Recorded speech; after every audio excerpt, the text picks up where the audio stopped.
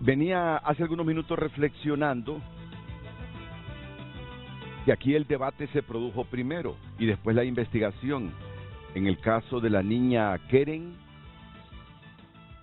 López, una niña de 11 meses,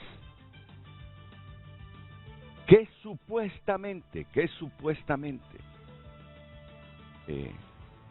fue violada. Miren que lo estoy manejando así, supuestamente fue violada en un centro de protección de niños, aunque ya las autoridades de la Dirección Nacional de la Niñez y la Familia han dicho que, y las autoridades del hospital donde murió, que no fue producto de una violación que murió, sino por enfermedades preexistentes en la niña.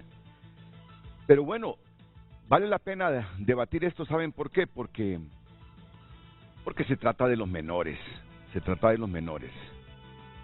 está esperando, que dicen los médicos que están haciendo el examen, las autoridades que están participando en la investigación, para determinar si la niña fue violada o no.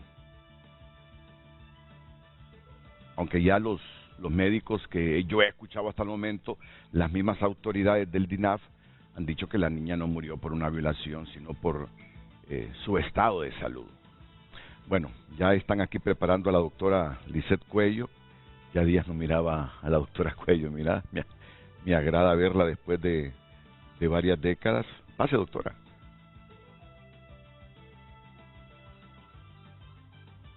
¿Qué tal? ¿Cómo está? Bienvenida, mucho gusto, buenos días. Ella es la directora ejecutiva de la Dirección Nacional de la Niñez y Adolescencia y Familia, DINAF. Tengo aquí a la experta en temas de niñez y exfiscal de la Niñez y la Familia del Ministerio Público, Nora Urbina. ¿Qué tal, abogada? ¿Cómo está? Bienvenida, buenos días. Y el director de la Coordinadora de Instituciones Privadas Pro las Niñas, Niños, Adolescentes, Jóvenes y sus Derechos, don Wilmer Vázquez Florentino. ¿Qué tal, Wilmer? Buenos días, Renato. Muchas gracias por la invitación. Todo muy bien, gracias a Dios. Este es el tema. Les digo que la pregunta no la hemos elaborado todavía. Y ya les voy a explicar por qué. Pero sí, en cuestión de minutos vamos a elaborar para que de ahí usted parta con sus mensajes que tanto nos ayudan a entender esta realidad nacional. Pero el tema central es este. Aunque en las últimas horas ha ocurrido otro tema que yo voy a aprovechar los primeros 15 minutos del programa para abordarlos. Y escuchar la opinión que tiene, por ejemplo, Wilmer, que tiene la abogada Nora Urbina, que fue fiscal y que me ha dicho que ella no participa en los procesos con juntas nominadoras y proponentes porque no cree, dice Nora Urbina. Entonces, Nora tiene un criterio muy independiente, y Wilmer igual, así que voy a aprovechar esta presencia.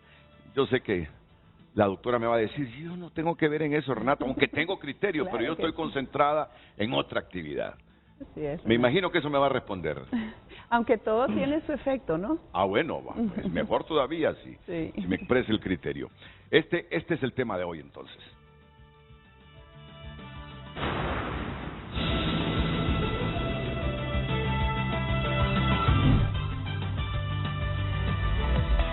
El tema del día fue presentado por Cemento Ultracem. Construimos tus sueños. Calidad garantizada.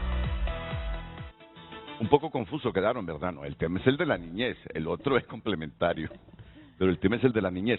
Moncho, ¿cuánto revuelo se ha generado a raíz de la decisión de la Junta Proponente de excluir tanto a Mario Urquía como a Luis Javier Santos? Y sobre todo, lo que ha dicho Luis Javier Santos, que va a presentar un recurso en el Poder Judicial. Actualíceme de toda esta información, por favor, don Ramón Matute. Gracias, Renato. Buenos días a usted y a sus invitados. Hemos entrevistado esta mañana en el matutino a José Ramón Ávila, de la Junta de Proponentes. Sí.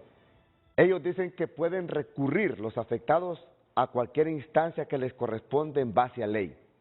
Lo que preocupa es que el proceso puede quedar prácticamente paralizado, nulo. Sí. Porque si este recurso de amparo es admitido con la suspensión del acto reclamado ante la Sala Constitucional, Renato, de la Corte Suprema de Justicia, estaríamos viendo un tiempo prolongado de espera para escoger al nuevo fiscal general y adjunto del Ministerio Público.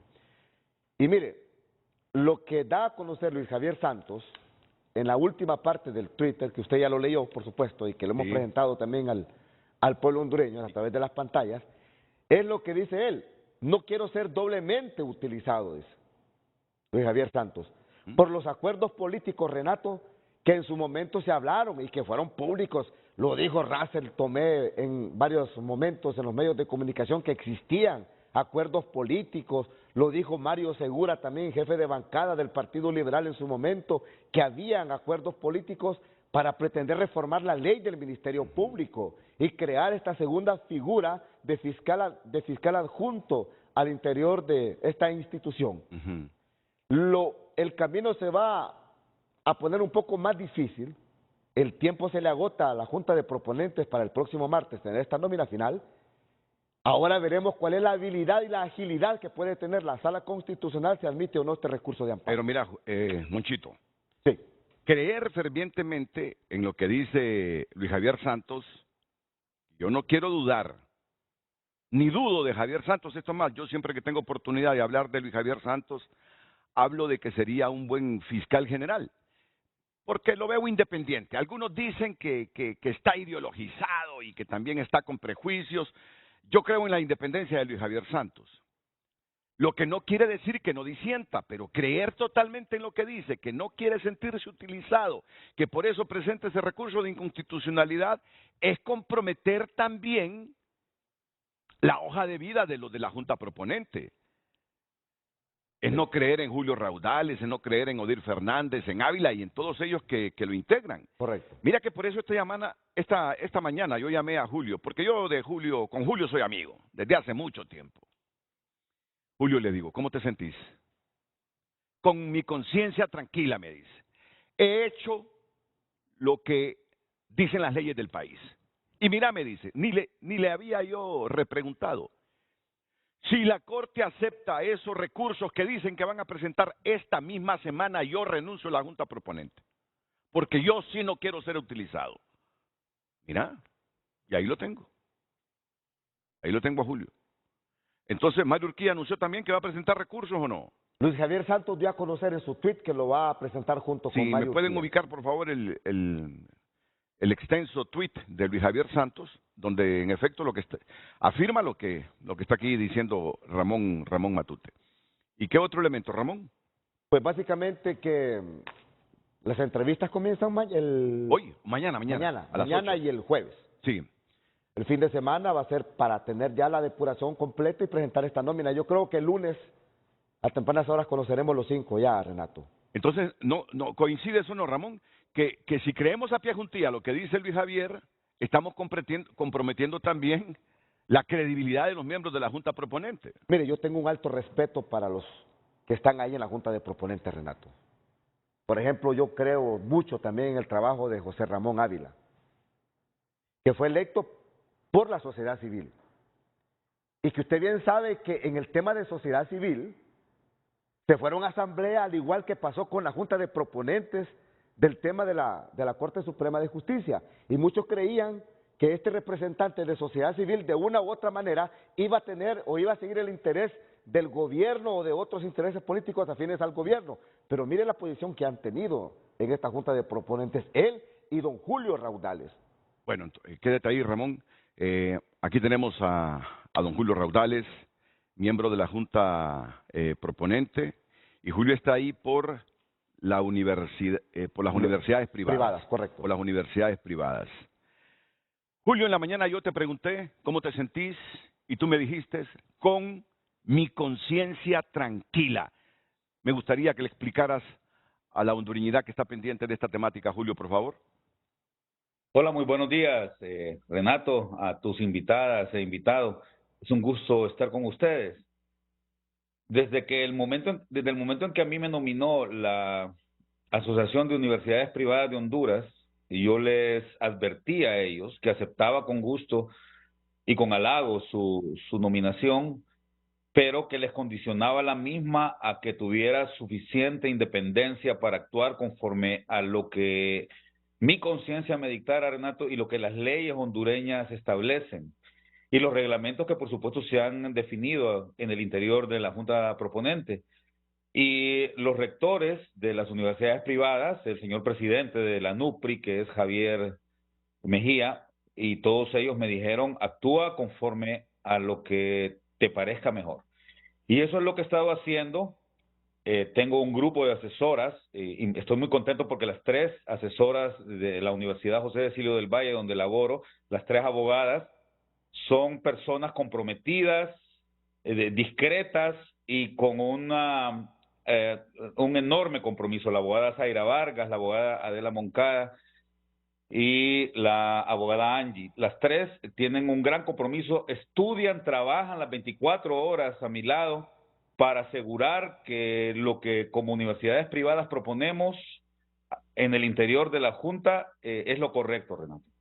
Y así he actuado yo. Hemos discutido muchísimo en el interior de la Junta, ha habido discrepancias, como es natural. Yo no voy a atribuir esas discrepancias, Renato, a alineamientos que se estén o a presiones que se estén dando desde afuera. Me da la impresión de que lo que hay ahí son 7 profesionales de primer nivel y estamos trabajando también muy duro. Por supuesto que yo tengo que respetar las decisiones, aunque no esté de acuerdo con ellas. Yo sigo pensando que haber excluido a Luis Javier Santos del proceso de elección de la forma en que se hizo fue sentó un mal precedente, pero no voy a meterme a esa discusión. Creo que, al igual que lo dijo el licenciado José Ramón Ávila, ellos ambos, tanto el abogado Mario Urquía como el abogado Luis Javier Santos, así como los demás, que también presentaron recursos de reposición, Renato, porque hay que tener claro esto. Ayer se presentaron 4 recursos de reposición y los 4 fueron denegados. Entonces no fue el único el de Mario Urquía. Y fueron denegados por problemas procedimentales, ¿verdad? Entonces yo eso lo tengo claro también. Más allá de que tuvieran o no la razón, hay un problema de procedimiento ahí. Entonces ellos tienen derecho a hacerlo. A lo que no tenemos derecho los hondureños es a seguir teniendo, Renato, nombramientos de autoridades que afectan fuertemente la imagen del país. Ya vimos lo que sucedió con la entrega de la lista Engel la semana pasada, donde claramente el Departamento de Estado establece que hubo problemas en la elección anterior, a pesar de que el trabajo de la Junta Nominadora fue bastante bueno. Al final me da la impresión de que todo va a caer en un terreno en donde se contamina todo, que es en el terreno de los políticos que lamentablemente, Renato, no han aprendido a ser profesionales en este país. Más allá de lo que crean, más allá de sus ideologías o de su línea partidaria, creo que un político en Honduras o una política en Honduras deben aprender a trabajar en base a la conciencia y en base a las leyes y no estar haciendo reparticiones, porque eso es lo que más daño le ha hecho al arreglo institucional que deberíamos de tener nosotros en el país. Vamos a ver, Julio, así brevemente la respuesta a esta pregunta. ¿Cuál fue tu postura en el caso de Luis Javier Santos?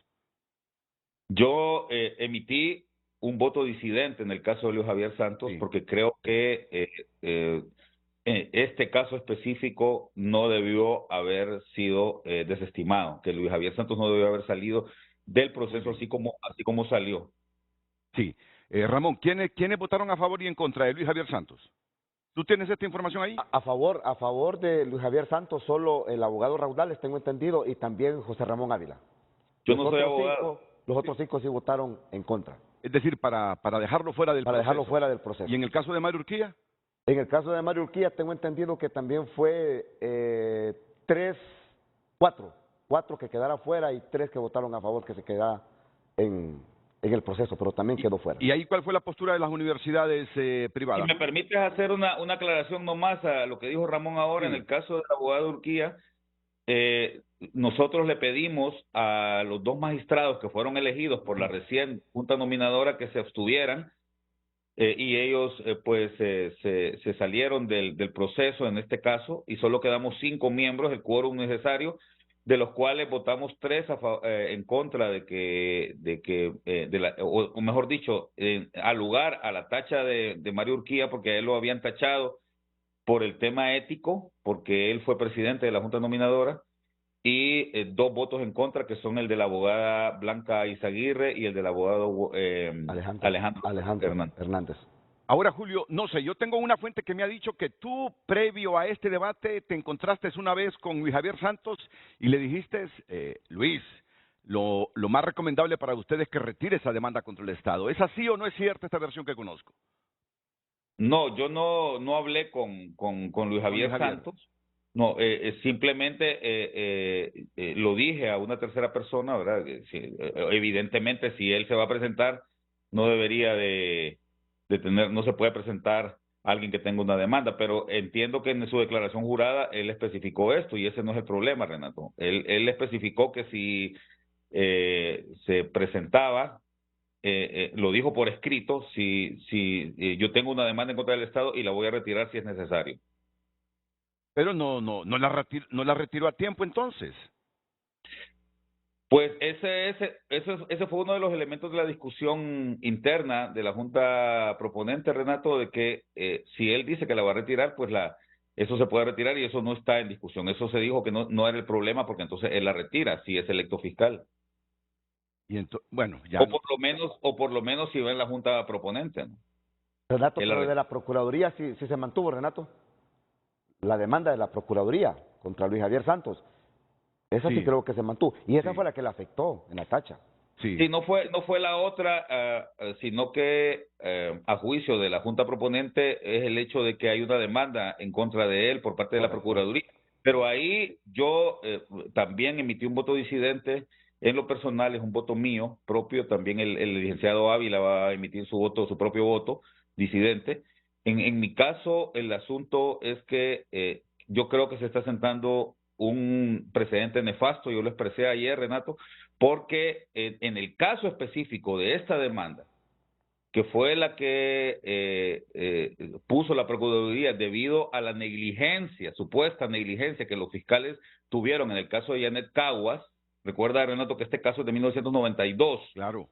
Y la Procuraduría, en este caso la abogada Ethel Deras, cuando era Procuradora General de la República en tiempos del presidente Lobo, interpuso una demanda, y eso yo lo recuerdo muy bien, Renato, porque yo estaba en ese tiempo en el gobierno, y recuerdo que hicimos un estudio en el gabinete, yo como ministro de Planificación en aquel tiempo, hicimos un estudio junto con Casa Presidencial, y determinamos que el país pierde en promedio 8,000 millones de lempiras anuales, Renato, en pago de demandas. Y eso se debe a la negligencia de muchos operadores de justicia que en el país, como dicen, como dice el dicho, es más fácil ganarle un juicio al gobierno que es más fácil ganarle un juicio al gobierno que pegarle un bolo, como dicen. Sí. Entonces, hay un promedio de 8,000 millones de lempiras que se pierden anualmente por esto. La abogada Ethel Deras interpuso esa demanda, pero también yo me puse a estudiar este asunto, como te digo, tengo un equipo de abogadas estudiando día y noche este tema, y resulta que el abogado Luis Javier Santos es el único de ese grupo que fue demandado que sí hizo diligentemente su trabajo. Así es que me parece injusto que a él se le condene o se le esté demandando por algo en lo cual él no actuó negligentemente, por un lado. Pero lo más grave de esto, Renato, es que el abogado Luis Javier Santos ni siquiera fue notificado de esta demanda. Y eso está comprobado, está documentado, que él no fue notificado de esta demanda. Julio, yo me parece que se siente un mal precedente al excluirlo a él por este tema específico, si él ni siquiera fue notificado. ¿En qué escenario renunciarías a seguir ahí como miembro de la Junta Proponente, que todavía no termine ese proceso de ustedes? Bueno, yo voy a continuar trabajando, Renato, en la Junta Proponente hasta donde me lo permita mi conciencia, porque lo que yo no quiero es tener un viso de que aquí hay líneas tiradas, ¿verdad? Y que hay ya algunos elementos que, como tú mismo lo dijiste en el programa en que estuvimos ahí en el set hace más o menos un mes, que ya estaba dicho quién iba a ser. Si hay visos de que esto puede suceder, por supuesto que yo me retiraría, porque yo tampoco voy a ser utilizado, ¿verdad? No me voy a prestar para bendecir un proceso que ya está alineado. Pero yo estoy trabajando con mucho pundonor, con mucha conciencia, y voy a seguirlo haciendo hasta que se vaya esa lista de 5 personas al Congreso Nacional. Pero ¿cómo vas a comprobar esos visos de los que tú hablas? Bueno, todos sabemos, Renato, por ejemplo, que aquí han habido recursos de amparos que se ponen y son resueltos hasta 3, 4, 5, hasta 6, incluso hasta un año o 2 años después. Si alguien pone un recurso de amparo y ese recurso es resuelto en 24, 48 horas, está claro que hay una línea de mando, ¿verdad? Y entonces eso yo no lo voy a permitir. Porque Mario Urquía, Moncho, ya dijo que se iba a interponer ese recurso, ¿verdad? Solo lo ha confirmado Luis Javier Santos. No, pero yo entiendo que Mario igual. Que Mario Yo creo que va a ser igual, recurso. Renato. Por eso le digo, y lo que está diciendo don Julio Raudales es lo que dijo también Félix Ávila cuando lo entrevistamos hoy. La agilidad con que se pueden resolver estos recursos. Si en 24 horas, 48 horas lo resuelven, Renato, y lo admiten con suspensión del acto reclamado, hombre, Junta de Proponentes, ustedes están listos y servidos. Pues ahí es el escenario que hablaba yo así muy amigablemente antes de esta entrevista con Julio Raudales.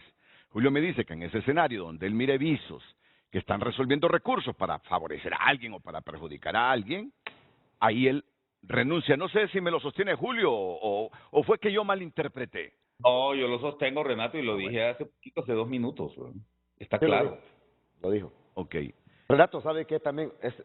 No sé, pero ese fantasma de esos acuerdos políticos que se dieron antes de la Corte Suprema como que está apareciendo con fuerza. Ya en estos últimos días que va a finalizar su trabajo Junta de Proponentes. Interpretaría, Renato, que Corte Suprema podría admitir este recurso. ¿El de quién? ¿El de Mario? El de los dos, el de don Mario y el de Luis Javier Santos. Si se basan a esos acuerdos políticos que se dieron antes de la elección de la actual Corte Suprema de Justicia.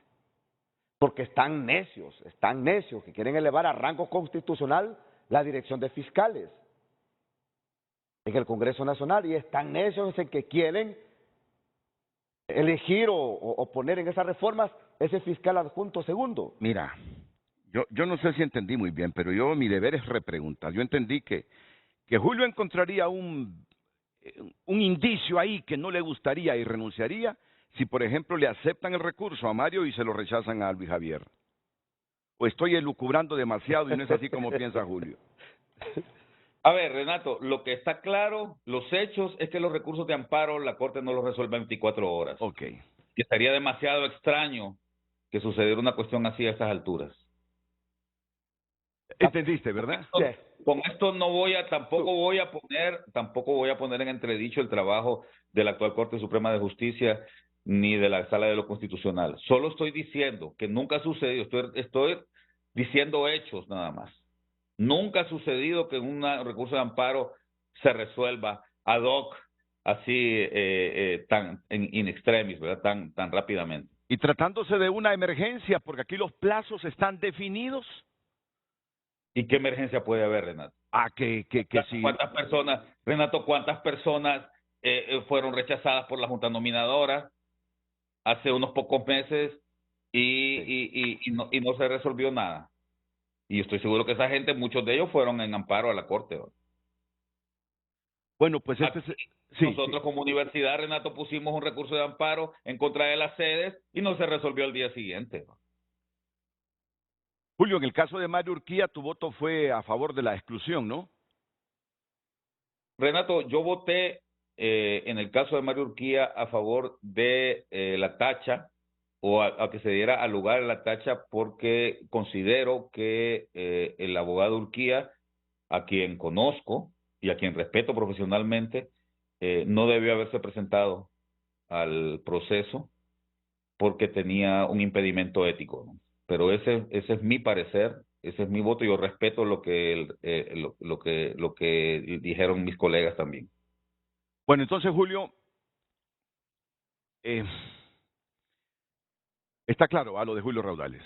Si él mira indicios, dice, con la forma como se resuelven esos recursos que pudiesen presentarse, el de Luis Javier Santos, que lo ha anunciado, y el de Mario Urquía, que posiblemente lo materialice, si él observa ahí indicios y resoluciones en 24, 36, 48 horas, que nunca acostumbra a esa diligencia y celeridad, la Corte Suprema de Justicia, él se va de la Junta de Proponente. Ahora, lo otro, Moncho, es que, mira, eso de que iban a alargar el periodo del actual fiscal Óscar Chinchilla. Aquí lo dijimos en TN5 Estelar hace 3 meses, que era parte de las negociaciones de los políticos, para esperar hacer la reforma constitucional que posibilite que los acuerdos políticos de un segundo fiscal general adjunto, rango constitucional y otro asuntito que negociaron los políticos para repartirse entre los 3 grandes, Libre, Partido Nacional y Partido Liberal,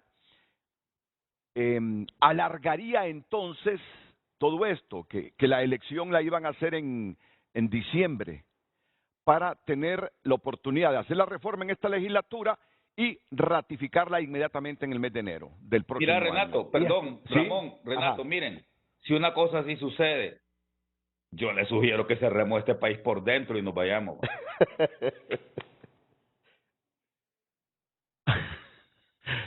Es que hay un documento para que nadie entre. Licenciado Julio, hay un documento firmado entre los jefes de bancada, hombre. Y ahí en ese documento firmado entre los jefes de bancada en el Congreso Nacional está eso de las reformas a la ley del Ministerio Público. No creo que vayan a retroceder, Renato. Pero Julio tiene razón, y tiene razón de molestarse. Yo creo que deberían molestarse todos en la Junta Proponente, porque entonces, si iban a hacer eso, ¿para qué posibilitaron que se reuniera la Junta Proponente? ¿Cómo, Julio? Decir la palabra, ¿para qué? ¿Para qué? Los utilizaron como pobres títeres y mamparas para cumplir con la ley, pero a sabiendas que la iban a respetar. Con la ley.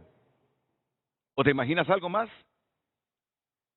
Está claro, Renato. Y yo se los dije a mis colaboradoras también, porque a mí me da pesar, por ejemplo, esas personas del grupo técnico que están trabajando ahí con tanto compromiso, Renato, que están horas y horas agachadas sobre esas máquinas escribiendo resoluciones, que estemos trabajando tanto y además sin recibir emolumentos, porque no es que yo les estoy pagando un bono extra, ¿verdad?, por el trabajo que están haciendo.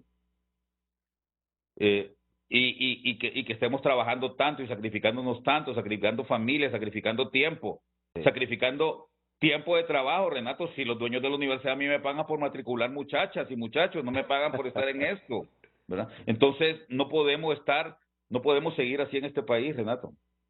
Este país tiene que cambiar y lo hacemos cambiar o de verdad, te digo, cerrémoslo.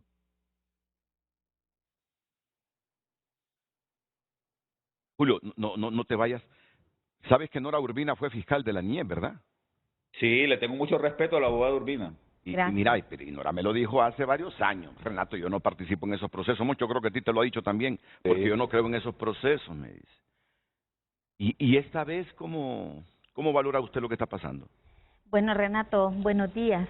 En realidad esta vez como todas. Esta vez como todas, porque el último proceso para la elección del fiscal general se hizo todo un proceso y al final terminaron reeligiendo al actual fiscal general que no había entrado al proceso. Sí, por ahí hubo una intervención después de la Corte, de la Comisión Interamericana de Derechos Humanos, que se ha referido a eso porque definitivamente los acuerdos políticos en este país están por encima de procedimientos legales, marcos legales.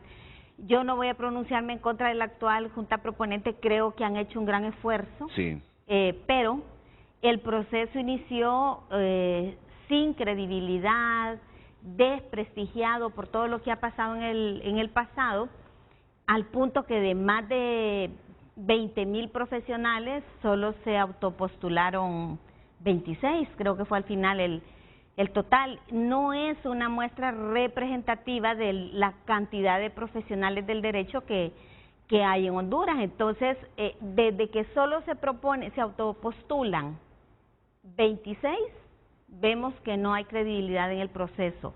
Yo tengo muchísimo respeto por muchos de los autopostulantes. De hecho, muchos son fiscales, otros son exfiscales, son profesionales que han trabajado, comprometidos. Sin embargo, el proceso no es creíble. Yo creo que el proceso no es creíble. Es una lástima, es un pesar, porque sí creo que para estos cargos se debería de elegir a los mejores profesionales que hay en Honduras. Pero cuando usted dice que el proceso no es creíble, entonces duda de los miembros de la Junta Proponente, porque mire, los políticos pueden negociar cualquier cosa, pero si los miembros de la Junta Proponente se amarran los pantalones y se ciñen estrictamente a la ley y actúan conforme a la ley, el resultado tiene que ser jurídico y apegado a ley, sin importar lo que piensen los políticos. Pero si usted duda de este proceso, entonces compromete la credibilidad de estos miembros de la Junta Proponente. Bueno, en el pasado, Renato, yo a las pruebas, como decimos los abogados, me remito. El relator de independencia judicial lo dijo que en Honduras, desde la Junta Nominadora, había habido una injerencia política. A lo largo del tiempo se ha ido avanzando en una matriz, pero la verdad es que en el pasado se ha evidenciado, porque lo dijo el relator de independencia judicial, que desde la Junta Nominadora se han ido allanando los caminos para que los políticos puedan nombrar a las personas que son de su simpatía. ¿Pero se atrevería a decir que lo mismo ocurre con esta Junta Proponente? No, no me atrevo a decirlo, honestamente no me atrevo a decirlo. Sé que ahí está un grupo de organizaciones de sociedad civil, el licenciado Ávila, que es el representante de la sociedad civil. Ellos han estado monitoreando, han estado encima del proceso y no me atrevería a decirlo, y siento ese desencanto que tiene el licenciado Julio. Realmente es lamentable que los mismos proponentes se desencanten del proceso, pero mire usted, esto cada vez nos va a ir dejando más lecciones aprendidas. No puede ser que solo 26 personas se van a postular porque no hay credibilidad en el proceso. Pero el desencanto de Julio, yo entiendo que vendría por si resuelva en 24 o 48 horas los posibles recursos de amparo la Corte Suprema, cuando nunca lo ha hecho así. Y debería resolver, Renato. Yo creo que debería resolver la Sala de lo Constitucional en el más corto plazo, porque pero resolver apegado a ley, derecho. A derecho, correcto. Claro, yo sí logré como fiscal especializada de niñez que una sala constitucional en el pasado me resolviera en tiempo récord una restitución de derechos de la educación a un niño en un centro educativo. Entonces yo creo que la sala constitucional sí debe pronunciarse rápidamente, porque hay una petición, debe pronunciarse, pero apegado a la ley. Ahora, yo lo que he entendido de Julio, y me disculpa Julio, pero ni modo, hay que preguntar así, que tú verías indicios raros y de manipulación si aceptaran, o mejor dicho, rechazaran el recurso que probablemente presente Luis Javier Santos y acepten el de Mario Urquía. Por supuesto, pero a ver, yo no soy quien para claro, en elementos. Que ahí está el problema. No, a ver, Renato, yo no puedo tampoco dirigir o tratar de establecer que la Corte Suprema, en este caso la Sala Constitucional, hagan lo que yo pienso que es correcto. Ellos tendrán sus elementos, ¿verdad? Lo que yo sí creo, y estoy de acuerdo con la abogada Urbina, de que la Sala Constitucional está obligada, debería estar obligada, e históricamente no lo ha hecho, salvo en raras excepciones, a resolver rápidamente estos recursos. Pero lo que tenemos que leer o saber leer los hondureños, en este caso los miembros de la Junta Proponente, es a qué van dirigidas esas acciones de la Sala de lo Constitucional. Eso es un elemento que es cierto que tiene muchos visos de subjetividad, pero tenemos que saber leerlos. Yo creo que está claro acá. Y, Renato, cuando la semana pasada la lista Engel publicó las razones por las cuales consideraba que aquí hay manejo y manipulación política de algunos procesos, yo creo que estaba nada más repitiendo algo que ya toda la ciudadanía sabe, que vos y yo lo sabemos, que tenemos tanto tiempo y tantos años en este bregar. Entonces no se necesita ser muy inteligente ni estar muy bien documentado para saber ciertas cosas, Renato. Entonces uno puede intuir y saber. Ahora, eso no quiere decir que yo estoy intentando inferir o dirigir elementos que la sala de la Constitución que le corresponden únicamente a los profesionales, a los 5 profesionales que constituyen la sala de lo constitucional en la Corte, ¿no? Antes de terminar con el tema, que ya va a ser para entrar al otro tema y escuchar a Wilmer Vázquez Florentino con su opinión sobre esto, y también a la doctora Lisette Cuello, quiero que te raspes, Monchito Matute, quiero que te raspes. Yo considero que Mario Urquía también es otro joven profesional, y me pareció excelente la labor que hizo en la Junta Nominadora Mario Urquía. Pero ¿tú crees que Mario está bendecido o protegido por una varita que quieren que no quede excluido del proceso de selección de las 5 personas para fiscal general? Antes de contestarle eso, me dice el abogado Marlon Duarte, en el 2009 se dio una resolución récord también en el caso de Romeo Vázquez Velázquez. Presentó un recurso de amparo ante la Corte Suprema de Justicia y en 24 horas le resolvieron a favor para que fuera restituido en el cargo como jefe de Fuerzas Armadas de Honduras. Entonces dice el abogado Marlon Duarte, claro que la sala puede pronunciarse lo más rápido posible sobre estos recursos. Bien, Renato, don Mario Urquía. Mira, me ha puesto un mensaje a Mario Urquía también. Sí. Renato me dice, me han excluido con una interpretación extensiva del artículo 8 de la ley de la Junta Nominadora, lo cual es contrario a lo que dispone el artículo 17 del Código Civil. Sí. Y por otro lado, se plantean aspectos éticos que pueden y deben valorarse en la matriz de evaluación, no exclusión. Por otro lado, según el protocolo aprobado por la Junta proponente, obliga a quienes se excusan a nombrar sus sustitutos. La Corte Suprema de Justicia no lo hizo, violan el propio protocolo y en consecuencia no podían constituir quórum, solo 5 antes que nombrarse o no los sustitutos. Mi exclusión es inválida, ilegal, injusta y vulnera mis derechos constitucionales. Bueno. Entonces va a ir a la sala constitucional. Sí, lo que te estaba diciendo, claro. Y don Mario Urquía, era la recurso. apuesta del Partido Liberal, Renato. ¿Perdón? Don Mario Urquía era la apuesta del Partido Liberal. Su afinidad con don Gianni Rosenthal. ¿Cómo afinidad? ¿Cómo es eso? Afinidad legal. Bueno, dijiste afinidad, ¿verdad? Afinidad legal. Okay. Sí. Afinidad legal. Con la familia Rosenthal, don Gianni era uno de... Él era su candidato, pues. Sí, ok. Su propuesta para la Fiscalía del Ministerio Público. Wilmer, ¿qué piensas? Bueno, entre más breve sea tu respuesta, más rápido pasamos al otro tema. No, yo creo que este es un ajedrez político y donde se mueven las piezas de acuerdo a los intereses de cada sector en este país y sobre todo no podemos desconocer las estructuras corruptas y criminales que de una u otra forma están detrás también de estos procesos, por un lado. Por el otro lado, creo que la experiencia en este momento está evidenciando si de verdad estos procesos son legítimos, son válidos o no, tal y como se han venido construyendo. Yo creo que algo importante que deberíamos de analizar en este momento es si el Congreso Nacional debería de revisar ya de una buena vez por todas la ley orgánica del Congreso y cambiar las reglas del juego para la elección de estos cargos, tanto de la Corte Suprema de Justicia como la Fiscalía General de la República. Y pensemos en qué momento fue que se diseñó esta estrategia de crear una junta nominadora o una junta proponente para la elección de estas figuras de la Corte y de la Fiscalía General.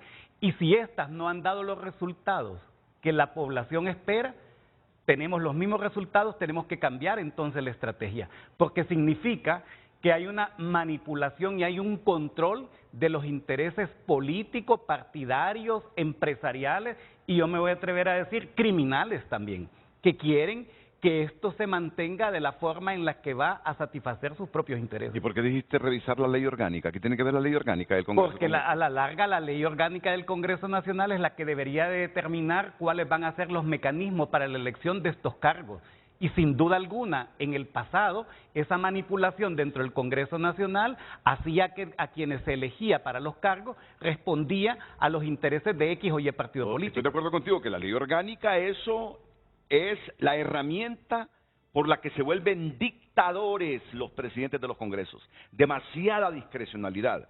Si hay congreso antidemocrático con la ley orgánica que tiene, es el congreso. Entonces hay que Ahora, lo que revisarla. tú estás proponiendo es la reforma a la ley o a los artículos que permite que sean juntas proponentes y juntas nominadoras. Tú dices que Honduras discuta si vale la pena mantener junta proponente y junta nominadora para la elección de los magistrados de la Corte Fiscal. Pensemos, y Nora lo manejará mejor que yo como abogada. ¿En qué momento se crea una junta nominadora o una junta proponente? ¿En qué momento el Congreso Nacional delega esta responsabilidad constitucional de elegir a estos cargos? ¿Y por qué se ha hecho? Pero si a la larga van a seguir manipulando desde el Congreso Nacional una junta nominadora o una junta proponente, entonces mejor pongamos las cartas en la mesa y discutámoslo. Ok.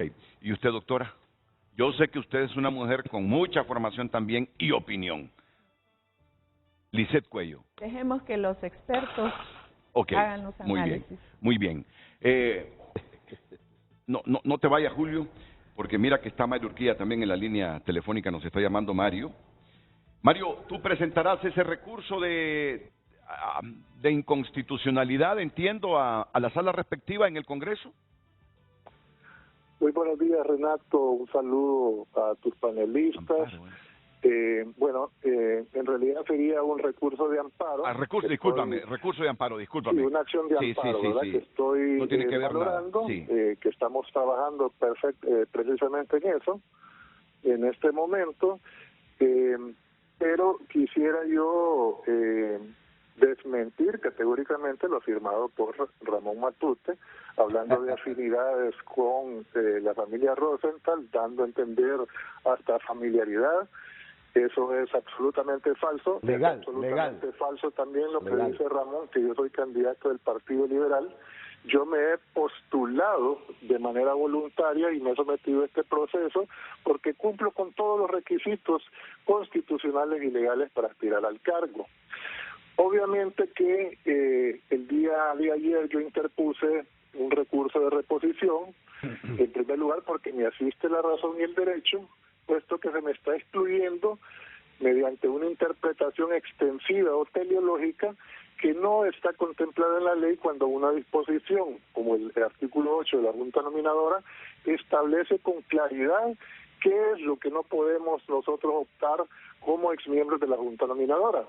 Y es claro el legislador al decir que esta prohibición es dentro de los tres poderes del Estado: el poder ejecutivo, el poder legislativo y el poder judicial. No cabe una interpretación teleológica o extensiva de la misma. Se ha argumentado ahí en la resolución que me excluye, Renato, que el Ministerio Público únicamente tiene autonomía para el ejercicio de la acción penal pública, pero que depende del Congreso Nacional. Un razonamiento absurdo y totalmente fuera de toda lógica legal. El Ministerio Público es un órgano de rango constitucional, es independiente de los poderes del Estado. Y se ha argumentado también, por otro lado, aspectos de carácter ético. Hay suficiente jurisprudencia internacional al respecto y este asunto que menciona el licenciado Raudales perfectamente se puede evaluar en la matriz de evaluación y no determinar una exclusión injusta, ilegal y totalmente fuera de los mismos procedimientos que ellos aprobaron para el funcionamiento de la Junta Proponente. Vea usted, la Junta Proponente establece en su protocolo que cuando un miembro de la Junta se excusa o es recusado, el sector que representa debe nombrar el sustituto y tiene 48 horas para hacerlo. ¿Qué pasó con la Corte Suprema? No nombró ni se le requirió para que nombrara al sustituto. Por tanto, al momento de decidir sobre mi tacha, no podía constituirse en quórum de 5. Tenían que haber comunicado a la Corte y requerirlo para que nombrara los dos sustitutos y poder así discutir mi caso. La misma ilegalidad realizaron el día de ayer. Se levantó la Corte, no nombró sustituto y votaron no declarando sin lugar, ni siquiera se dijeron inadmitiendo el recurso de reposición. Hay que leer esa resolución de la tacha para ver la serie de errores que contiene, para ver las aberraciones que se plantean ahí, violentando la ley y mi derecho constitucional a optar a cargos públicos. Sí, sí, hemos entendido tu argumento, Mario. Muchas gracias, Mario Urquía. ¿Cuándo presentas el amparo? Bueno, no me han notificado aún la reposición. No me han notificado aún la reposición, Renato. Espero de que ellos sí en tiempo récord sean diligentes en notificarme para yo poder hacer uso de los derechos que me corresponden. Muchas gracias, Mario. Mario Urquía. Julio. Gracias, Renato. Bien. Palabra final es Julio Raudales.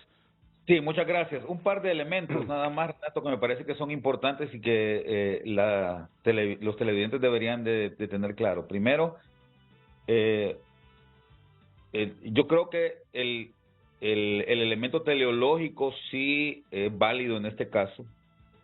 Cuando hablamos de teleología estamos hablando de objetivos. ¿Cuáles son los objetivos? Cuando, por algún motivo que yo desconozco, el legislador en la ley de la Junta Nominadora establece en su artículo 8 que una persona que ha pertenecido a la Junta Nominadora para elegir a la Corte Suprema de Justicia queda inhabilitado de cargos en los poderes del Estado, hay un elemento, hay un objetivo para eso, y es evitar que estas personas sean premiadas o no por su actuación o no en esta Junta. Y es evidente que esto debería de ser para cualquier cargo, conociendo la calidad de políticos que tenemos, Renato.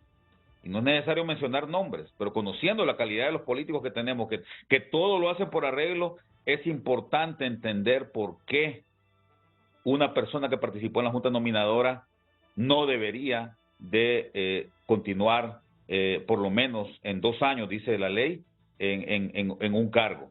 Que está bien que lo dice únicamente o taxativamente para los 3 poderes del Estado, pero que creo que se puede fácilmente interpretar que también debería de ser para cualquier cargo que requiera de un acuerdo político, como es este caso del fiscal general y fiscal general adjunto. Pero si la ley no lo dice, Pero se puede interpretar, Renato, para eso existe. A ver, yo estoy de acuerdo, yo entiendo que en nuestro derecho latino, en nuestro derecho romano, que es el que nos alimenta a nosotros los latinoamericanos, la ley es la principal fuente de derecho, pero no es la única, Renato. Hay otras fuentes del derecho también.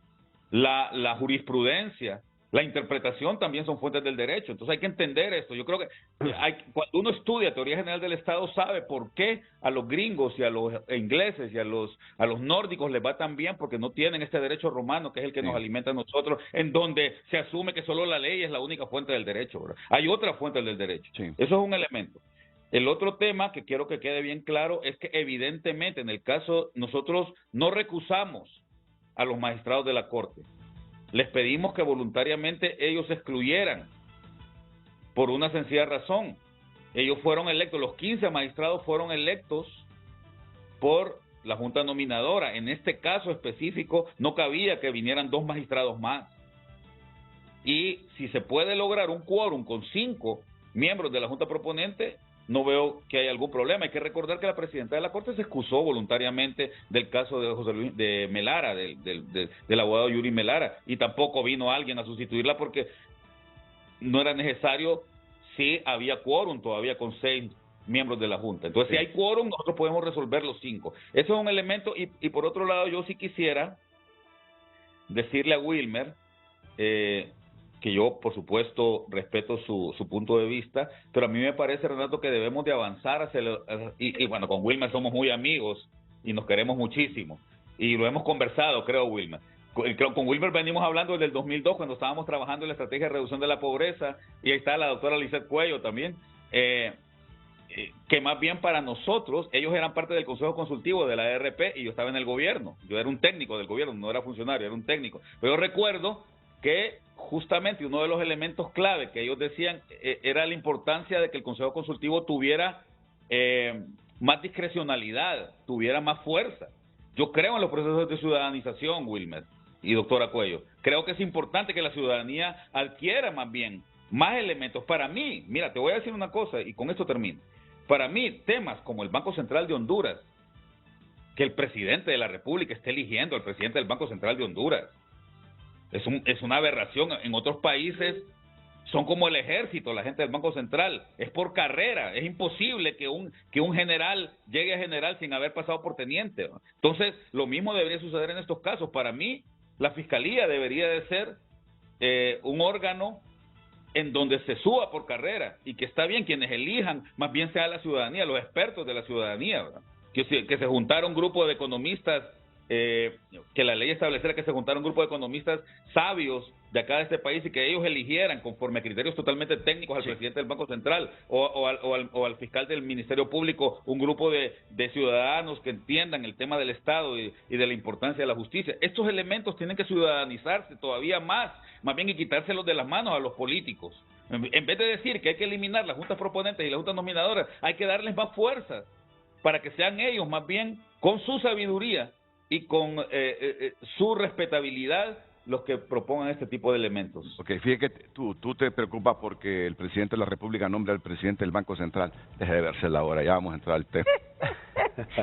Y Javier Milei, el libertario argentino, dice que ¿para qué quieren Banco Central?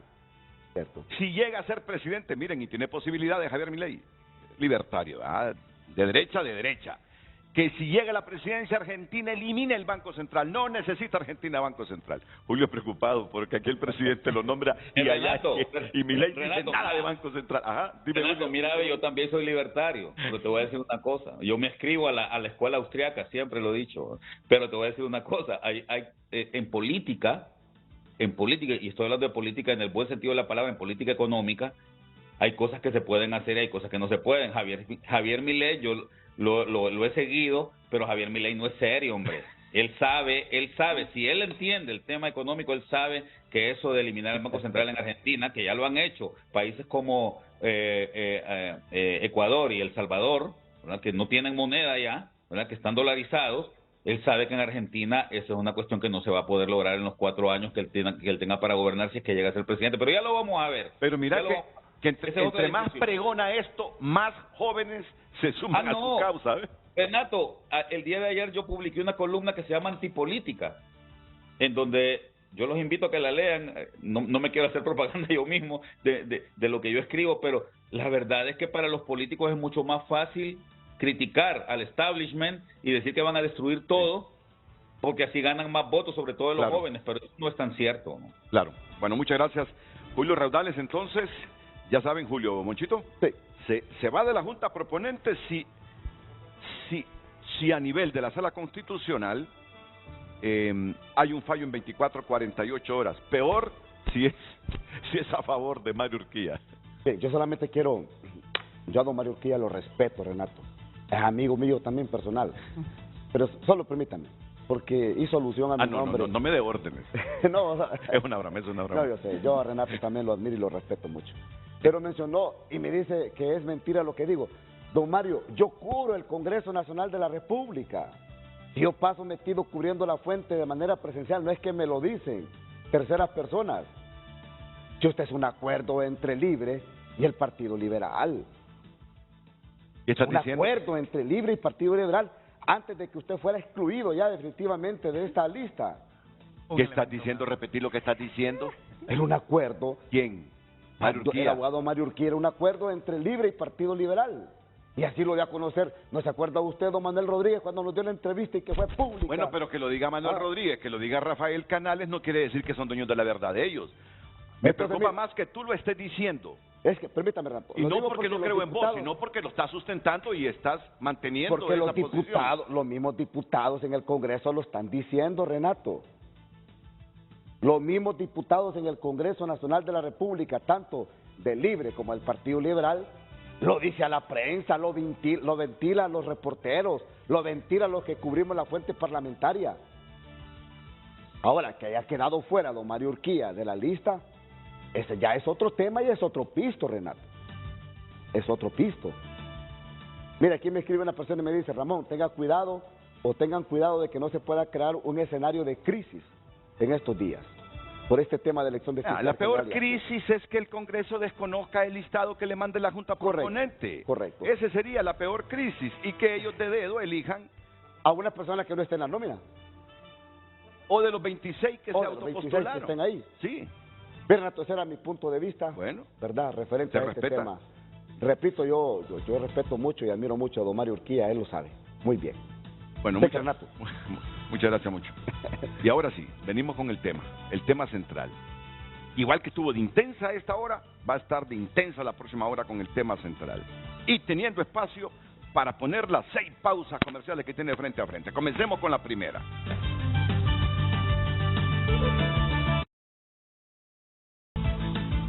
Empañado proceso de elección de fiscal general por salida de Luis Santos, es la opinión de algunos juristas. ¿Quiénes son los juristas que dicen que se empaña el proceso de elección de fiscal por la salida de Luis Javier Santos? Yo le invito a que usted entre a Tu Nota para que conozca de manera completa esta noticia. Hoy en Tu Nota fue presentado por Carrión. Encuentras tu nuevo estilo, la prenda perfecta para tu ocasión especial. El estilo de todos está en Carrión. Redes Sociales es presentado por el Color Sale de Óptica La Curazao. Hasta 70% de descuento en aros y lentes. Todos los nuevos estilos están aquí. Damos lectura a sus mensajes, los que han compartido a través de nuestra cuenta en WhatsApp. Recuerde, si no lo ha hecho, nuestro número es 9773-6065. Buenos días, Renato, lo felicito por su programa. Creo que en Honduras hay mentes brillantes y pensantes con querer ayudar al país, pero triste es que los políticos, cuando están en el poder, se creen dueños del pueblo y hacen lo que les conviene. A ellos se vuelven ambiciosos y ávaros y solo buscan su propio beneficio. Todos los días lo veo aquí en Juticalpa, en Olancho. Más mensajes, cada vez más los políticos de apellido corrupto se salen con la suya al realizar maniobras que les favorecen a ellos. Muy de acuerdo con don Julio, cierren este país o que nos hagan el favor los gringos de llevarse a todos estos políticos. La Junta Proponente debería de tener la potestad de denunciar ante la Corte Suprema de Justicia quienes quieren realizar maniobras oscuras para manejar a su antojo los procesos. Gracias, continúe compartiendo su opinión a través de Twitter, @FrenteAFrenteHN y a través de nuestro WhatsApp. Redes Sociales fue presentado por el Color Sale de Óptica La Curazao. Hasta 70% de descuento en aros y lentes. Todos los nuevos estilos están aquí. Bueno, ya dejamos todo esto, tiempo habrá para seguir debatiéndolo y ahora pasemos al caso de la niña Keren López, ¿verdad, doctora? Sí. Keren López. La Dirección Nacional de la Niñez y la Familia, Niñez, Adolescencia y Familia, arguye desde ayer que la niña no murió por una supuesta violación, que murió por otras patologías en un hospital del norte. Pero en todo caso, siempre le preguntaremos a la doctora en el transcurso del programa si pudo haber sido violada esta niña de 11 meses. Es decir, cuando un niño está en la Dirección de la Niñez, Adolescencia y Familia, es el Estado que lo está protegiendo. Entonces, ¿por qué ha habido mucha, pero mucha opinión de esto?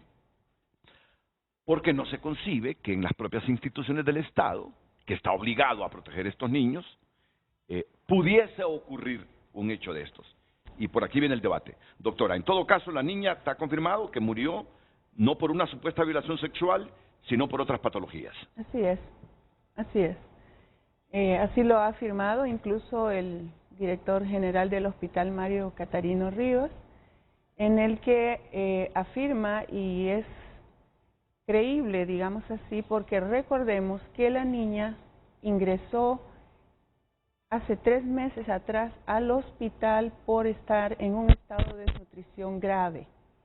El hospital la recibe, le da el tratamiento de soporte nutricional, la deja en condiciones que puede salir del hospital y ser atendida en un centro especializado en procesos de nutrición con el cual la Dirección de Niñez y Familia ha tenido de años esa relación de referencia.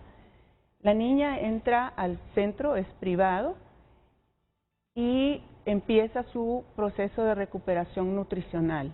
Lamentablemente, sufrió una infección que es frecuente en niños con desnutrición y su sistema inmunológico, que ya está seriamente afectado, no permite la autodefensa y ella se agrava.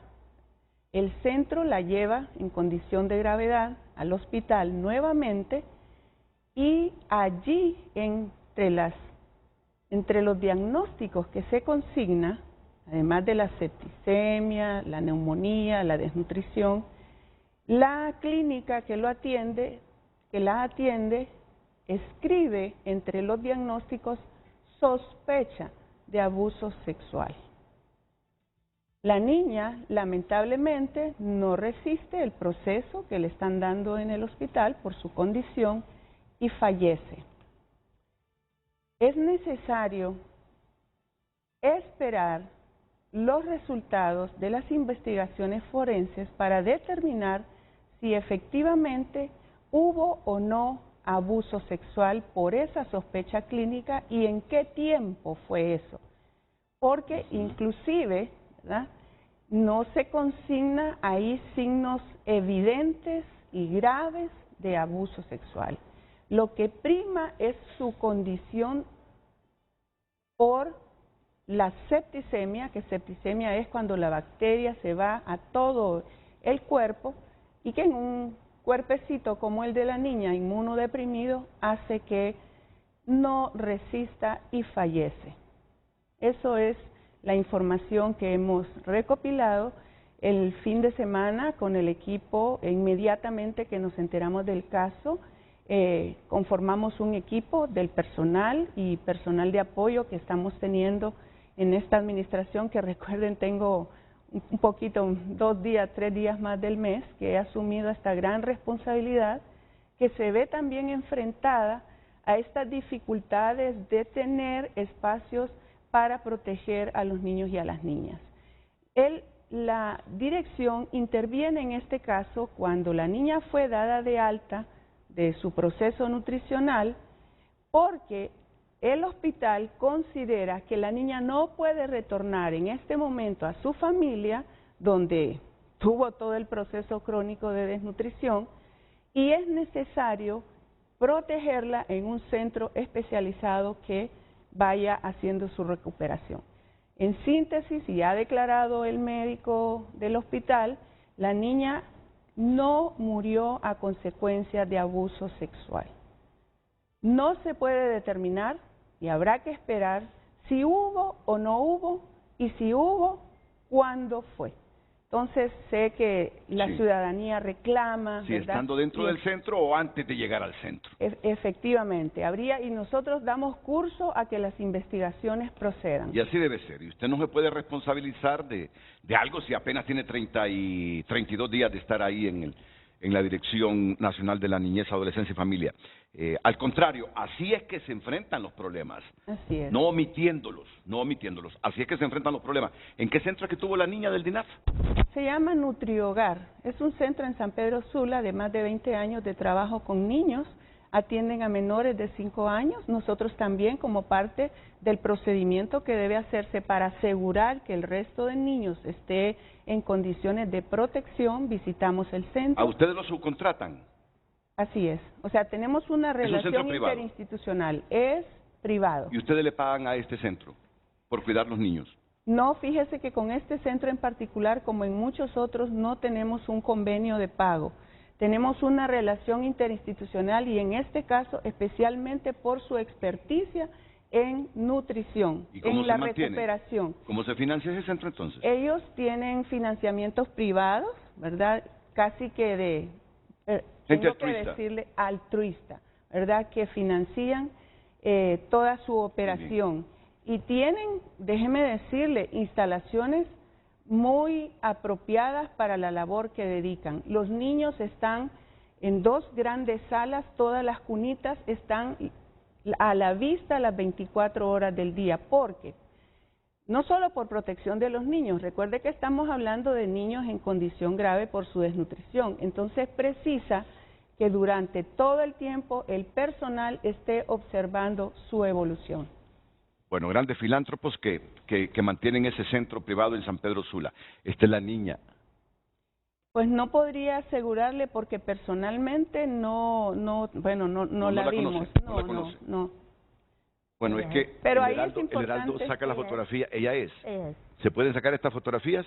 Está editada, pero la verdad es que todos sabemos que es la niña. Se identifica la pero niña. Públicamente muy difícilmente uno, si esta niña se recupera, la va a identificar por esta fotografía, ¿no? Yes. Renato, Es que yo la le pregunto a usted porque me recuerdo cuando era fiscal de la niñez, adolescencia y familia, que nos criticaba cuando sacábamos fotografías de menores y lo sigue criticando. Por eso mejor le pregunto. Del Código no, pero está editada la Está editada, sí. El Doctora, artículo 34 del Código de la Niñez y Familia insta a los medios de comunicación a proteger, reservarse la publicación, incluso del nombre de los niños y las niñas. Pero está editada. Sí, claro. Está editada. Quiero poner esta fotografía que hoy publica El Heraldo en la columna inferior derecha. Esta es la niña, está editada. La niña de 11 meses, ¿verdad? Sí. 11 meses, que miren ustedes, esta niña ojalá que sobreviva, que... No, ya falleció. No, ya falleció. Ya murió, la niña murió. Ah, murió la niña. Falleció. Sí. Y la niña murió. Sí. Yo pensé que solo a mí me pasaba eso. Sí. No, hay tanta ¿verdad? Que las situaciones... Pero no, lamentablemente... ¿Cómo salir de estos enredos? Sí, murió la niña, claro. Sí, lamentablemente falleció. Y mire, ese tipo, digamos, por eso no le puedo decir, pareciera la niña que cualquiera no conoce, ¿verdad? Dice, pero lo que la niña está es hinchada, en términos coloquiales, está con un edema generalizado porque la desnutrición es proteico-calórica. En su sangre no hay suficientes, digamos así en términos coloquiales, proteínas, y entonces el agua se sale al tejido. Entonces algunos padres incluso dicen, no, si mi niña está bien gordita, lo que está es edematizada. Renato, y en esas condiciones fue que ingresó al hospital. Vamos a escuchar la opinión de una mujer que fue fiscal de la niñez y que, aún sin serlo, sigue involucrada plenamente en la protección de los niños. Nora Urbina, e igual a Wilmer Vázquez, pero solo después de la pausa, porque me atrasé un poquito con ellas y les pido disculpas por esa inexactitud mía de preguntar si estaba viva la niña. La verdad que tanta información que manejas en el día que algunas veces tiendes a cometer estos errores. Mis disculpas. No me gusta cometerlos, pero ahora que lo cometí, aceptarlo. Y tampoco no justificarme. Lo cometí. Somos humanos. Somos humanos. Dice Wilson. Damos lectura a sus comentarios a través de nuestro WhatsApp. ¿Y cómo es que se la quitan a la madre por desnutrición y luego pasados 3 meses está más desnutrida y muere? Ahí hay cierta culpabilidad, comparte nuestro televidente. Más mensajes. Abuso o no, el DINAF había separado a la niña de sus padres hace 4 meses, ellos eran los responsables del cuidado de ella. ¿Con qué intención separaron a esa niña de sus progenitores? Es peligroso con los antecedentes por tráfico de niños que tiene el DINAF en esta administración. Pongan cámaras en esos centros del DINAF, comparte un televidente. Más mensajes, como lo quieran poner o explicar, es una negligencia de parte del DINAF, no evada sus responsabilidades. Vamos a darle lectura. Hay que prestar mucho ojo a las declaraciones que dio la mamá de la niña cuando le dijo a la doctora, solo yo y mi madre bañábamos y cambiábamos porque yo no confío ni en mi propia sombra, y que sospechaba de todo. Ojo con eso. La madre ya sabe algo anterior a los 3 meses fuera de casa. Hay que investigar antes de los 3 meses que llegó al DINAF. Hay que investigar lo vivido en el hogar también acerca de la sospecha de violación. Renato, estas cosas pasan a diario, el abuso que ejercen a los menores, y estas organizaciones que ayudan con el cuidado de los menores son instituciones que son financiadas por fondos externos, no los supervisan. En la 16 de septiembre en Hogares Avi pasó lo mismo, violaron a varias menores y era el administrador. Llegaron las autoridades, pero deberían de supervisarlos, de investigar antes de darles a los menores. Y un mensaje más, dejen de justificarse, que hagan una autopsia a la niña e investiguen si hubo abuso. Ya basta. Xiomara comparte un televidente. Continúe usted compartiendo su opinión a través de redes sociales. Redes sociales fue presentado por el Color Sale de Óptica La Curazao. Hasta 70% de descuento en aros y lentes. Todos los nuevos estilos están aquí. Abogada Nora Urbina. Sí, bueno, mire Renato, yo lo que quisiera en este programa aprovecharlo al máximo para dejar claro que hay una responsabilidad del Estado cuando un niño o una niña es puesto en manos de la institución rectora de políticas de niñez.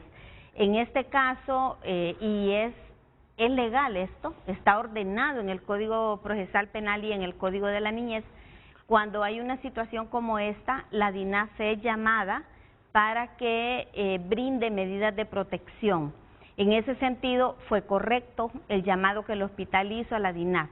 Ahora, ¿qué pasa con la DINAF? Bueno, la DINAF tiene que seguir los estándares internacionales, los postulados del Código de la Niñez y la Adolescencia y toda la normativa que se ha elaborado en torno a la protección de la niñez. Esta niña, por la edad, era menos de 1 año.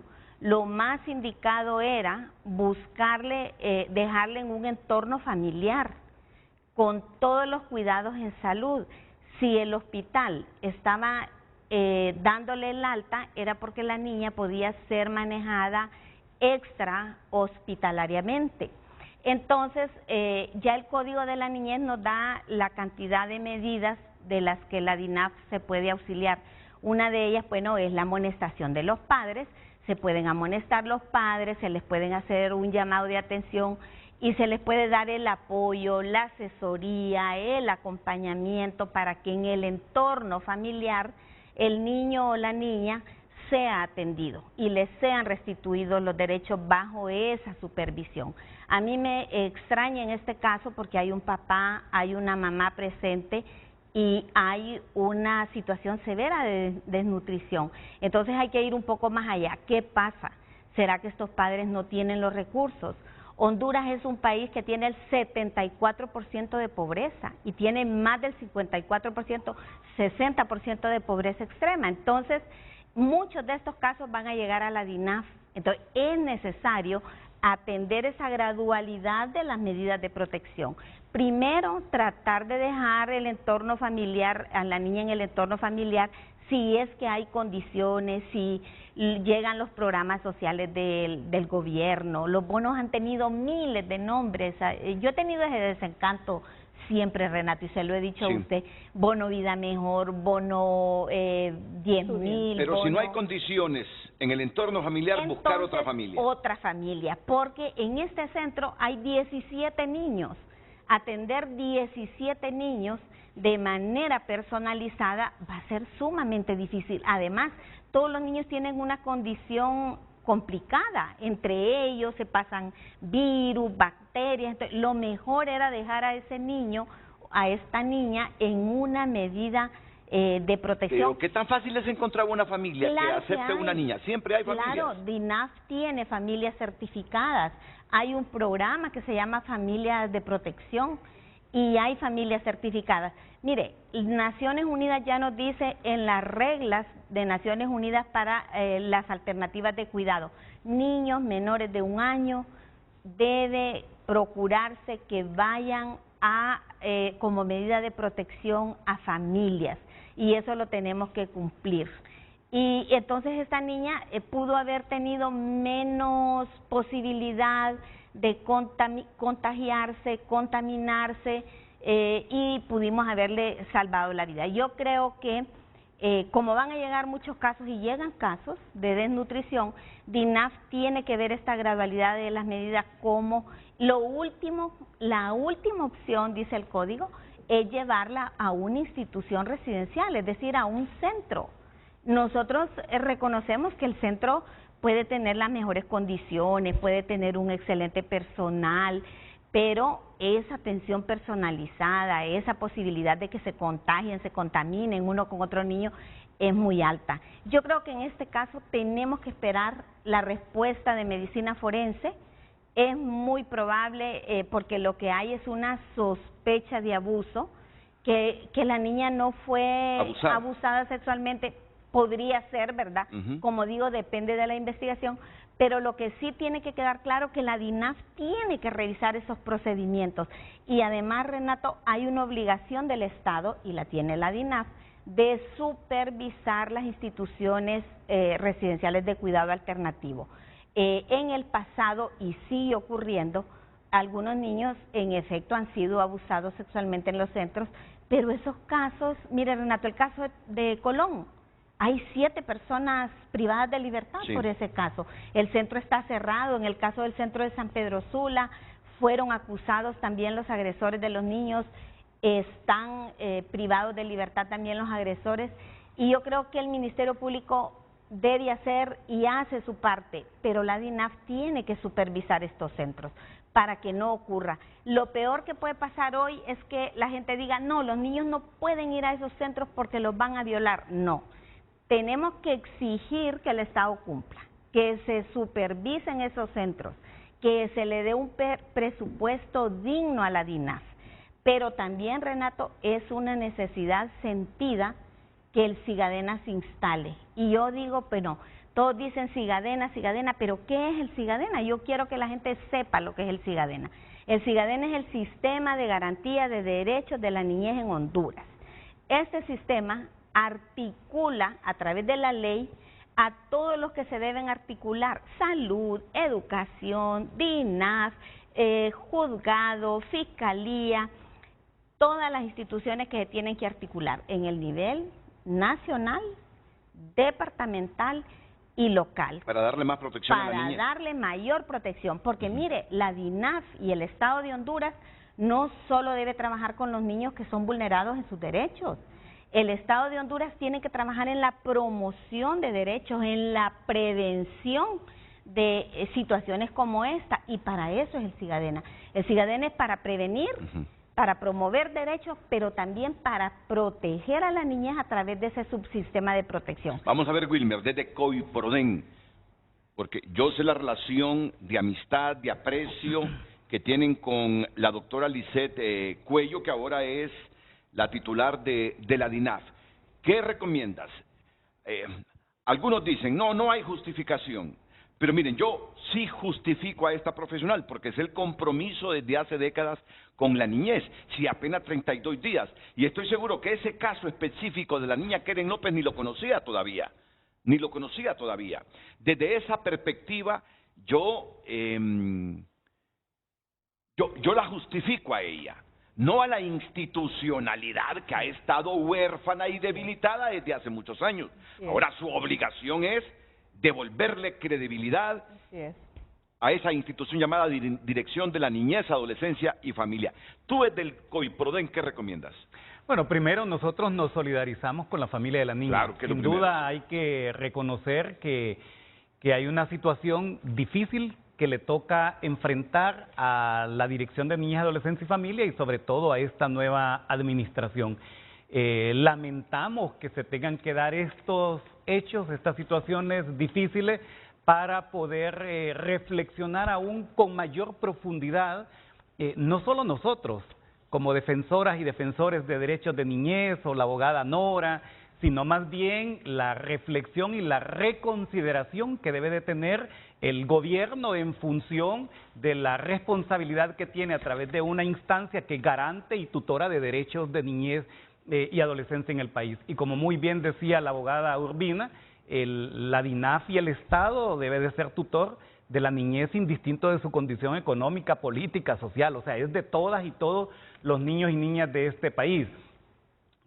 También esta situación evidencia la vulnerabilidad que ha tenido la DINAF como instancia rectora en Honduras. Y como muy bien lo decía Renato, no de ahora, sino que esto ha sido histórico.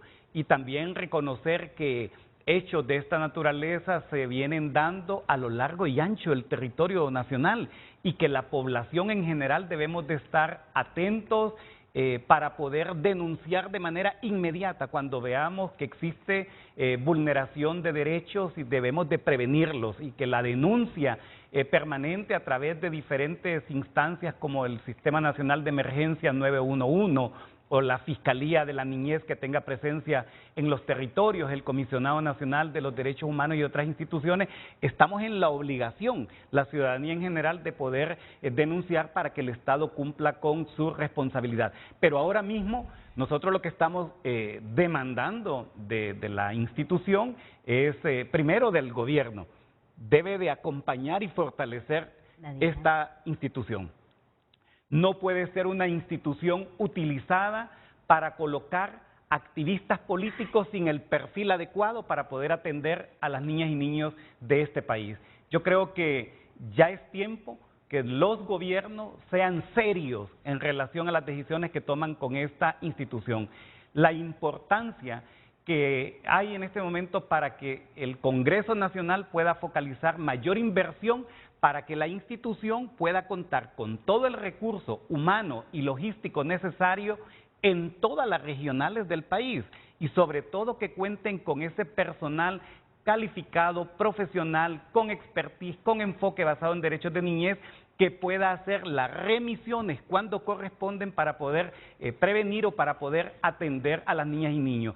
También lo decía la abogada Urbina, la importancia de las decisiones que se deben de tomar ahora y es la desinstitucionalización de las niñas y los niños. Esta debe de ser la última medida o la última alternativa. Desinstitucionalizar. Es que sacarlo de los centros a los niños, que no estén en los centros. Es que el problema es que las mismas familias, a veces por cualquier situación, a un niño porque es malcriado con el papá o la mamá, por mala gavilla, porque está en la calle, lo primero que buscan es institucionalizar al niño y la niña. Y esa no debe de ser la opción. Aquí hay una responsabilidad. Quitarse la responsabilidad. Claro, hay una responsabilidad que en primera instancia la debe de asumir el padre y la madre. Sí. El seno de la familia. Lo debe de asumir la comunidad. Y por eso la importancia de lo que mencionaba la abogada Urbina es cómo logramos que el sistema integral de garantías de derechos de niñez esté funcionando, que esto no solamente sea un documento muy bien elaborado, sino que en la práctica funcione en el ámbito nacional, departamental y local, la responsabilidad que asumen los gobiernos municipales y todas las instituciones que tienen presencia en el ámbito municipal, para asumir todo, claro. Porque es que siempre se piensa, Renato, que la responsabilidad de atender a la niñez en el país le corresponde solamente a la DINAF, y eso no es cierto. La DINAF es el ente rector, el que busca los mecanismos de coordinación interinstitucional, el que debe de garantizar que las políticas de Estado se implementen en el país, el que debe de cumplir con la función de poder supervisar permanentemente todos los centros de cuidado de niñez en el país, para verificar, ya lo mencionaba la abogada Urbina, esas directrices del sistema de las Naciones Unidas, ese enfoque basado en derechos de niñez, derechos humanos, debe de estar en todas las acciones y las metodologías de trabajo dentro de las organizaciones. Mira, Mime, esto tiene que decirse. El problema histórico de la DINAF no se resolvió la mañana o el mediodía o la tarde en que nombraron a Lisette Cuello ahí. Sí. No. Es decir, si así piensan, tomaron una decisión coyuntural. El problema no se resolvió ahí. El problema se va a resolver, como lo han dicho ustedes, y esto tengo que remarcarlo yo como periodista y moderador del programa, el problema se va a resolver cuando el gobierno, cuando las alcaldías, cuando la institucionalidad de Honduras, a partir de ahora que nombraron a una gran mujer con mucho sentimiento y compromiso, y además conocimiento en la niñez, le den el apoyo, le den el apoyo. Si no, Lisette Cuello va a salir como salen muchas personas de ahí de la DINAF. Y ese es el puntito que vamos a remarcar ahora después de la pausa, Nora. Sí, ese es el puntito que vamos a remarcar. Y una gran ayuda, que no la estén presionando por meter simpatizantes y activistas políticos ahí. Porque así es que comienzan a arruinarse las instituciones. Es decir, está bien cuando el activista, el militante o el simpatizante de cualquier partido reúne los requisitos para trabajar en una institución. Bienvenido ahí. Pero cuando se presiona para nombrar a cualquier persona solo por la satisfacción de dar empleo a nuestros militantes, ahí se comete un gran error. Esa DINAF no es para jugar con ella, es para acompañarla institucionalmente. Sobre esto vamos a seguir dialogando aquí con Lisette Cuello, con Nora Urbina y con Wilmer Vázquez Florentino. Se le está dando importancia solo a lo de abuso sexual. ¿Cómo es posible que una institución que se dedica al cuidado de menores no pudo recuperar la salud de ese angelito en 3 meses? Se la quitaron a los padres por desnutrición y ellos no la estabilizaron. Entonces, muy probable que con sus padres no estaría muy bien nutrida, pero estuviera viva, comparte nuestro televidente. Una reflexión lógica. Y el apoyo a esa madre y a ese padre, ¿qué harán? Pero dejen de echarle la culpa solo al Estado, tienen que rodar cabezas. Comparte nuestro televidente, damos lectura a más de sus mensajes. Buen día, ahora hay que sentar un precedente, ahora ya es tarde para la niña. Debieron dejarla con sus padres bajo supervisión y el gobierno darle bonos o alimentos. Gracias, continúe compartiendo su opinión a través de redes sociales y a través de WhatsApp. Redes sociales fue presentado por el Color Sale de Óptica La Curazao. Hasta 70% de descuento en aros y lentes. Todos los nuevos estilos están aquí. Ahora, hay que estar claro en esto que usted como directora del DINAF, aunque solo tenga 32 días, debe asumir la responsabilidad. Debe asumir la responsabilidad. Pero en 32 días es difícil conocer caso por caso de todos los niños. Eso, y en eso yo justifico a la doctora. Ahora, ¿qué lecciones está sacando de este caso lamentable en que murió la niña Keren López? Bueno, recuerde que nosotros tenemos 30 años de trabajar en derechos de niñez y conocemos las debilidades del Estado porque hemos sido parte de los informes en donde se apunta esas debilidades institucionales. Ahora, incorporada a la dirección, recogiendo toda esa experiencia y particularmente en este caso, desde nuestro primer día apuntamos que nuestra gerencia es de cambios. Nuestra gerencia es de cambios.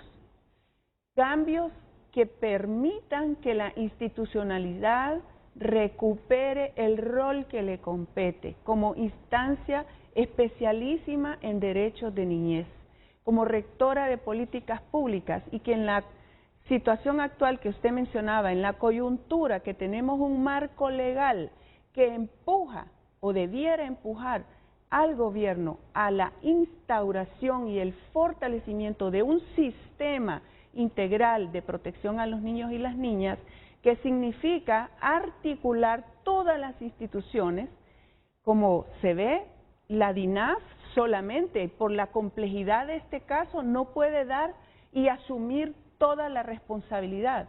Tenemos que articularnos para ofrecer protección integral a los niños y a las niñas. Eso pasa por, efectivamente, recursos para calificar las instituciones. Recién hemos firmado un convenio con la Secretaría de la Presidencia, con Gobernación, con el Instituto Nacional de Estadísticas, con la UNICEF, para hacer la investigación, porque yo no puedo responder por la administración actual y encuentro que no tenemos información clara y precisa sobre cuántas instituciones de cuidado alternativo hay, en qué condiciones están. Entonces, en este convenio y en nuestra gestión estamos empezando esa investigación que nos permita responder con autoridad qué situación están los niños y las niñas. Y por otro lado, el cambio va por la reestructuración institucional. Ya lo señalaron ustedes, aquí debe contratarse personal calificado. Está a punto de comenzar un proceso externo de evaluación de perfiles y de personal. Y hay mucha gente mandando currículum, ¿verdad?, que quieren ingresar, y yo a todos les digo, sí, manden su currículum. Una entidad externa los evaluará en base a perfil, sí, y a partir de eso se harán las contrataciones, porque sí que es necesario contratar personal, pero calificado, porque estamos hablando de un psicólogo, un trabajador social que tiene que atender niños como Keren o incluso más graves. Entonces necesitamos un equipo multidisciplinario de respuesta rápida que enrute a los niños, ya bien sea a su hogar, porque se califica, se hace trabajo social sobre las condiciones de ese hogar, o a la institucionalidad. Bueno, hay que esperar primero, ¿verdad?, qué dicen los expertos sobre si se produjo abuso o no en la niña Keren López, de 11 años, y luego investigar a fondo si este centro donde estaba interna en San Pedro Sula cumplía con las expectativas para evitar que la salud de la niña se complicara. Yo no quisiera en este momento irnos que ese centro es malo, porque a lo mejor ha servido mucho en los últimos años, y de prestigiarlo por un caso donde hay bastantes variables no sería justo. Más bien necesitamos gente que coopere con la DINAF. En este momento, que usted conoce las falencias históricas de la DINAF, ¿Qué se necesita recomponer y fortalecer, por favor? Bueno, mire, yo hago un reiterado llamado, porque lo he hecho en otros gobiernos, en otras administraciones, a que la DINAF no sea politizada. Por ejemplo, si hoy llega a la DINAF una directora con conocimiento, con una historia de trabajo en niñez, y hace y tiene un buen desempeño, en el futuro, si viene otro gobierno, debería de continuar la doctora en ese cargo, y este es un ejemplo que pongo, y apoyar a la DINAF. Mire, la DINAF no puede ser una institución para dar trabajo a los activistas políticos. Todo el mundo tiene derecho al trabajo y los activistas políticos tienen derecho al trabajo, pero la institución rectora de las políticas de niñez necesita perfiles específicos, gente formada, gente capacitada. Si le llega una hoja de vida de una persona que es de la actual línea de este gobierno y tiene todas las capacidades, bienvenida, la doctora puede nombrar, pero si no es una persona que tiene el perfil, esa persona no puede ser nombrada, y el gobierno tiene que ser el principal consciente de que así tiene que ser, porque miren, al final las consecuencias no las pagamos, no las paga Renato, no las paga ella, no las pago yo. Si los hijos de Renato deben estar muy bien, los hijos de la doctora también, o los nietos, no sé, nuestra familia, pero estos niños que llegan en una situación de desventaja, de desigualdad, de necesidad de protección, sí requieren de personal experto, desde el guardia que está en la entrada. No puede el guardia que está en la entrada decirle, ¿y usted por qué viene? ¿Y pero qué le pasa? ¡Ay, pobrecita, la violaron! Eso se llama revictimización. No pueden salir contando el siguiente día, mire que ahí hay una niña que se llama tal, que por aquí, que violando la confidencialidad de los procesos. Entonces, sí requerimos personal especializado. Yo lo he dicho por décadas y lo sigo diciendo, respetemos la especialidad en DINAF.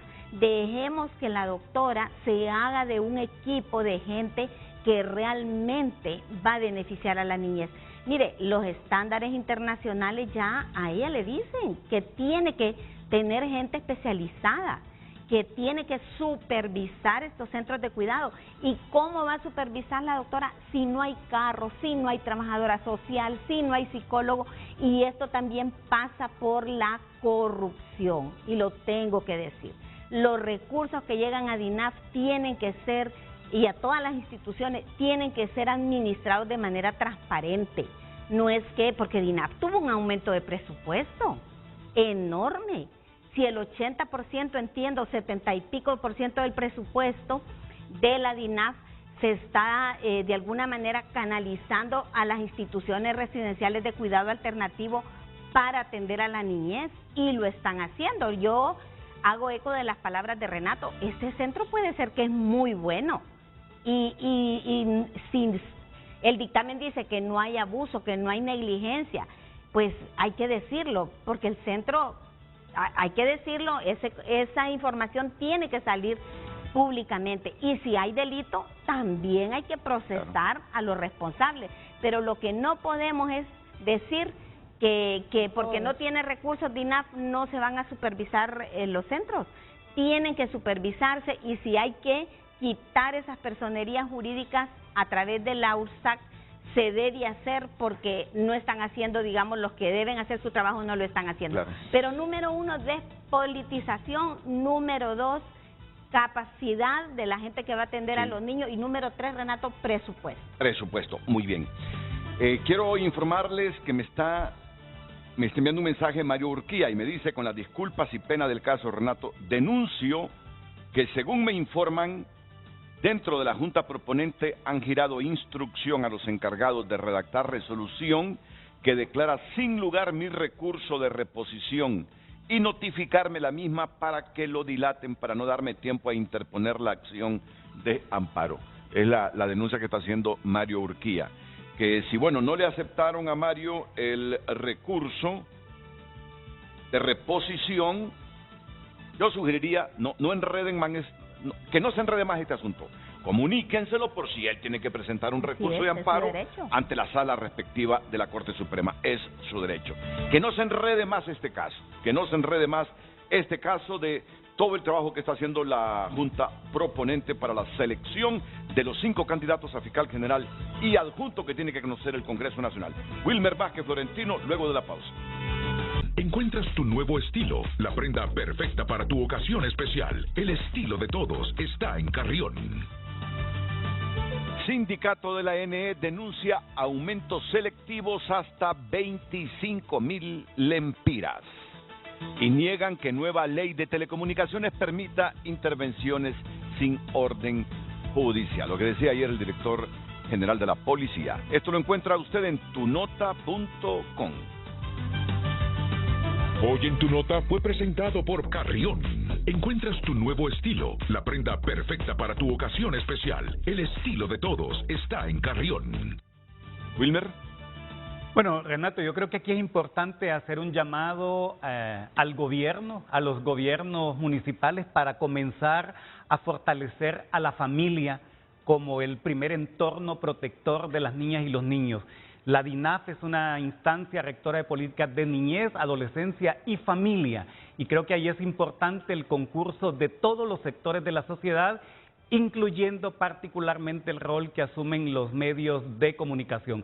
Hay en diferentes centros de cuidado de niñez, niñas y niños que tienen sus familias, que no deberían de estar en un centro. Simple y sencillamente se debería de fortalecer la familia y los programas de instituciones, por ejemplo, como la Cedesol, los programas de compensación social, deberían de garantizar, deberían de garantizar, indistinto de su filiación política, esa protección integral y las condiciones necesarias para que las niñas y los niños tengan sus derechos satisfechos. Mira, y como tengo poco tiempo, me gustaría que tú socialices con los hondureños las condiciones en que organismos de sociedad civil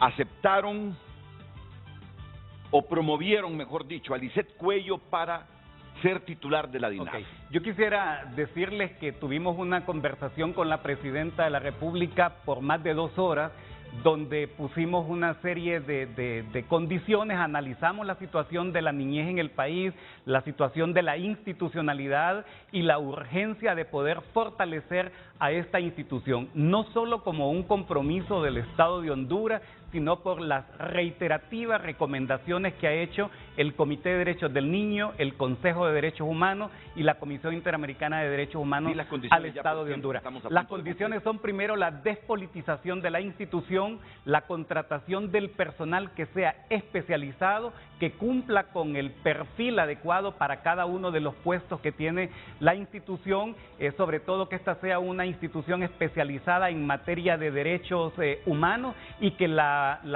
actual directora tenga la suficiente independencia para poder tomar decisiones a fin de fortalecer el sistema integral de garantías de derechos de niñez. Por otro lado, el compromiso de la Presidenta de poder convocar inmediatamente en lo que falta en la primera semana del mes de agosto el Consejo Nacional de Garantías de Derechos de Niñez y Adolescencia. Ese es un compromiso y creemos que las condiciones que fueron puestas, y digo condiciones en buena onda, ¿no?